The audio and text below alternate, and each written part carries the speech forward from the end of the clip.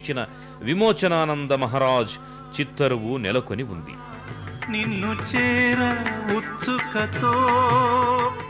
ఇక్కడే ఆయన ఉపయోగించిన పలు వస్తు సామాగ్రిని భక్తులు దర్శించుకుంటారు. రాష్ట్రంలోనే విజయవాడలోని గొల్లపూడికి చెందిన అయ్యప్ప ఆలయానికి ఓ ప్రత్యేకత ఉంది.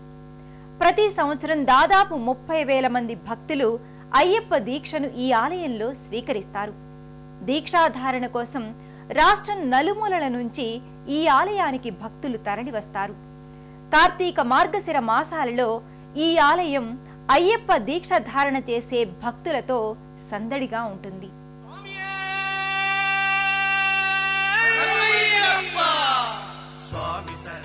కార్తీక మార్గశిర మాసాలలో అయ్యప్ప దీక్షను భక్తులు స్వీకరిస్తారు. గురుస్వాముల చేత మాలధారణ చేసి నియమాల తోరణాన్ని ఈ మండల దీక్షలో ఆచరిస్తారు. పవిత్రమైన కార్తీక మార్గశిర మాసాలలో అతి పవిత్ర జీవన నియమాలు అనుసరించడానికి ఈ దీక్ష దోహదపడుతుంది. ఉత్తరాయణ పుణ్యకాలాన్ని సద్వినియోగం చేసుకోవడానికి ఈ దీక్ష ఉపకరిస్తుంది. శనికి ప్రియమైన నల్లటి వస్త్రాన్ని ధరించి శీతల స్నానం, భూతల శయనాలతో బ్రహ్మచర్య వ్రతాన్ని ఆచరిస్తూ ఈ దీక్షను కొనసాగిస్తారు. ఏకభుక్తంగా కొనసాగే ఈ దీక్ష శారీరక మానసిక స్థితుల్ని చైతన్యవంతం చేస్తుంది.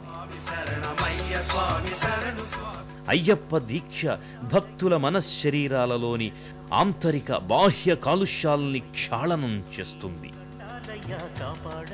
తొలిసారి దీక్ష స్వీకరించిన కన్యస్వాములు 41 రోజుల పాటు కఠోర నియమనిష్టలతో స్వామిని అర్చిస్తారు.